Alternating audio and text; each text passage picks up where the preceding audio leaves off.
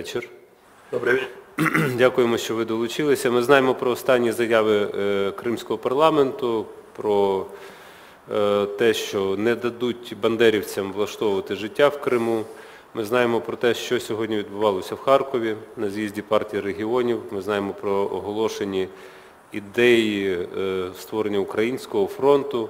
Ми знаємо про заборону партії «Свобода», хоча це не є показовим, тому що і партія «Свободи» є в Криму мало і символіки в Криму. Ми знаємо про те, що роблять байкери в Криму. Нічні волки, так звані, це ті, хто підтримують Путіна. І питання федералізації, чи воно на порядку денному, і як його трактують пересічні люди там в Криму, а не політики в першу чергу. Це до мене питання? Це до вас питання, так. Ну, я думаю, що перше ми маємо дуже чітко розуміти, взагалі, для чого ті чи інший державний устрій. І якщо будемо розуміти, що державний устрій – це інструмент для вирішення тих чи інших проблем, які існують в країні в цілому, на тих чи інших специфічних територіях, то тоді з цього треба виходити. І коли ми будемо говорити про цю ідею як інструмент, то маємо розуміти, що федералізація в якійсь мірі, вона виходить з того, що якась територія має такі специфічні території, які не можуть бути вирішені будь-якому іншому устрію. В тому числі і такі проблеми, які базуються на таких основоположних принципах, скажімо, міжнародного права, як самовизначення. От дивіться, я хотів би запитатися у всіх тих, хто виходить з ідеєю федерації, який народ буде визначатися на території Одеської області, або Луганської, або Запорізької області. Ми сьогодні маємо соборну, унітарну Україну, але є специфіка в нашому сьогоднішньому устрію. Є Автономна Республіка Крим. Тобто в нашій унітарності є автономія, але знаємо ж також, чому вона була відновлена на початку 90-х років. Це повернення кримсько-татарського народу, і для того, щоб закрити шлях для реалізації кримськими татарами свого права на самовизначення, тоді ще партійна номенклатура і пішла на створення Кримської автономії. Якщо зараз говорити про сьогодення, ідея федералізації України – це є ще один цвях на незалежності української держави. Це не той час і не ті події, виходячи з того, що у нас відбувається останні місяці, щоб ми мали би серйозно говорити про федералізацію. Але говорити про ті чи інші питання, якщо вони не вирішуються на якихось територіях, і чому вони не вирішуються, це завчасно говорити. Зокрема, про Кримську автономію. Я б думав би зараз якраз своєчасно говорити про необхідність переформатування Кримської автономії, переформатування, тобто надання таких правових норм, які б надавали б можливість для рівного розвитку і корінного народу півострову, який повертається зараз на свою батьківщину. Пане Чубаров, але справа в тому, що федерація буває різною і автономії бувають різні. Скажімо, якщо ми візьмемо приклад Німеччини, це федеративна республіка. І там землі, вони мають певні права, це не національні, ясна річ, автономії. Це земельні автономії, які сформувалися в певні історичні процеси. Це той, хто хоче, може вивчити, скажімо, історію Німеччини і подивитися, в чому полягає федералізм Німеччини. Якщо ми говоримо про конфедерацію швейцарську, то вона теж склалася за певних історичних обставин і виправдана з історичної точки зору.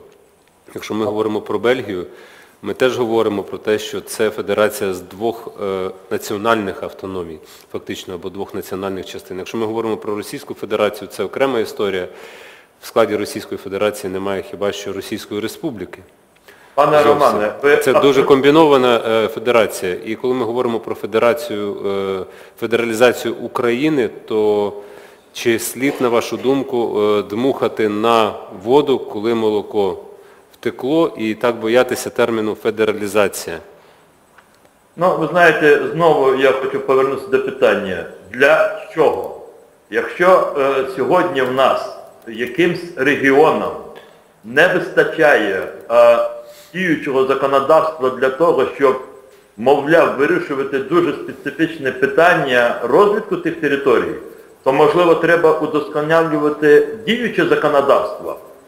Я хочу на прикладі Кримської автономії, якщо хто згадає з людей, ваших глядачів старшого віку, кінець 80-х, початок 90-х, тоді серед мотивацій, чому потрібно відновлювати Кримську автономію, було дуже багато слів про те, що, мовляв, повертаються кримські татари, не треба тут відновлювати автономію за національно-територіальною ознакою, але все-таки, оскільки повертаються татари, ми маємо якимсь чином враховувати їх права.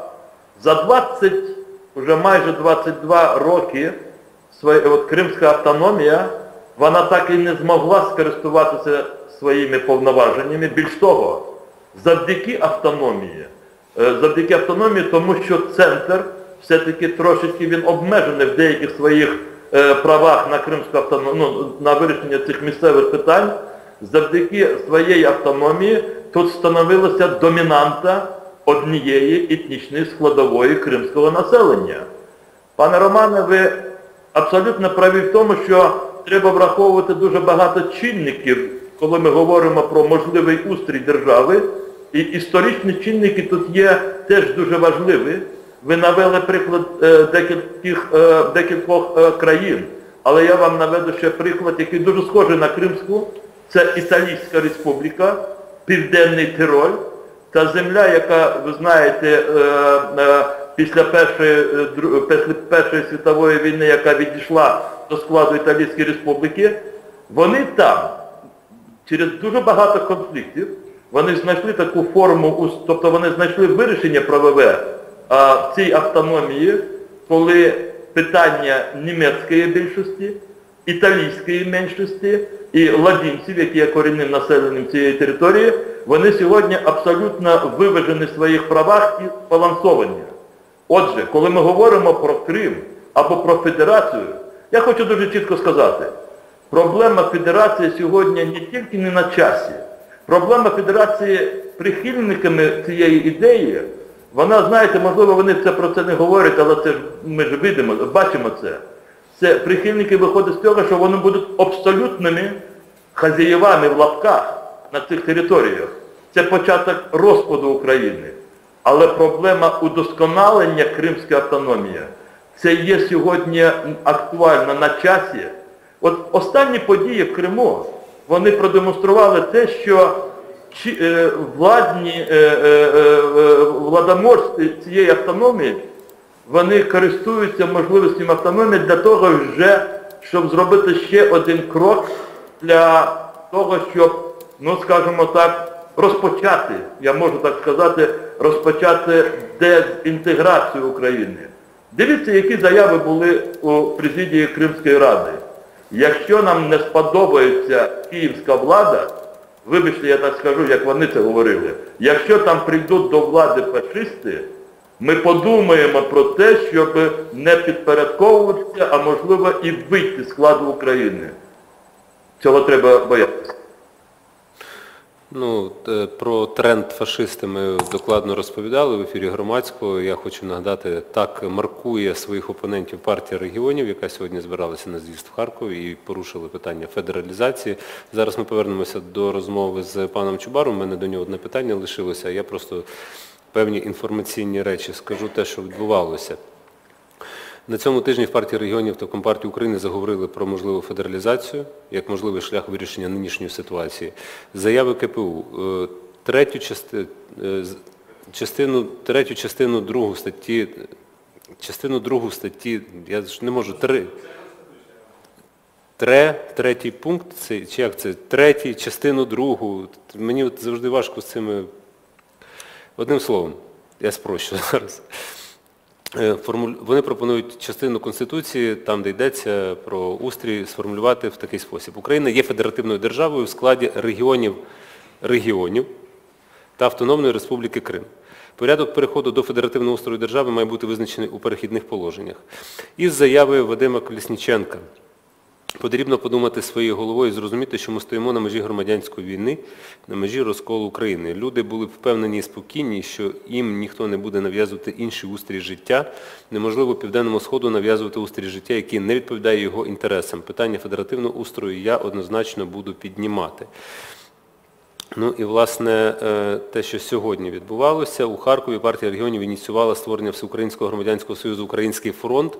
Рішення про створення Українського фронту було ухвалено сьогодні під час українського зльоту керівників первинних організацій, тобто це не з'їзд, а керівники первинних організацій партії регіонів, який проходив в Харківському палаці спорту.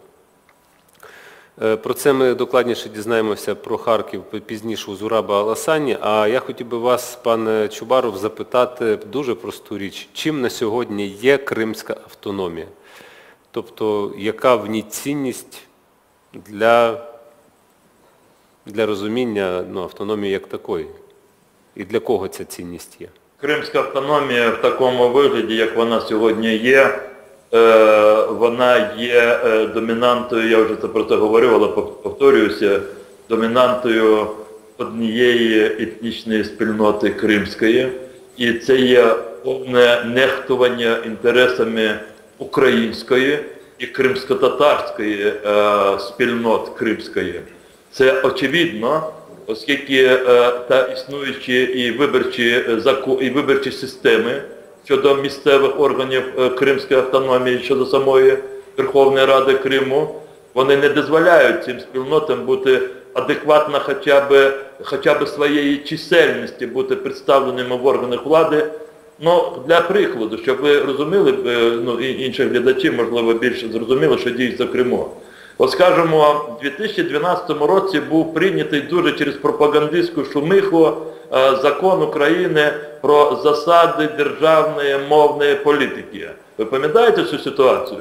І тут теж місцева влада говорила про те, що нарешті і в Криму будуть створені правові механізми, щоб кожна етнічна спільнота, чисельність якої є більш ніж 10%, вона була повністю, використовувала свої права в цій сфері. Хочу сказати, що в Криму стало набагато гірше. Бо більшість етнічна, або більшість депутатів, які відображають інтереси більшості етнічної, вони вирішили, що цього не потрібно. Не потрібно відкривати українські школи або кримсько-татарські, не потрібно переводити діловодство на ці мови, оскільки, мовляв, всі розуміють російську мову і взагалі в нас немає грошей. Навіщо? Отже, хочу сказати, що сьогодні кримська автономія, вона має зберегтися. Я категорично проти тих висловлювань, що, мовляв, треба Крим повернути до статусу області. Але кримська автономія має переформатуватися через право таким чином, щоб на рівні і в управлінні, і в відповідальності були представлені основні, а це 3 етнічні спільноти – російська, українська і кримсько-татарська. Кримська автономія має відображати розуміння кримських татар, корінного народу цього півострову, що таким чином вони реалізують своє право на самовизначення. Ніхто ще не відміняв в світі право на самовизначення. Кримські татари повертаються на свої землі, ця земля знаходиться в складі української держави, і за межами України немає більше етнічно спорідненої держави кримських татар. Отже, ми хочемо на своїй землі мати гарантії свого розвитку разом зі всіма.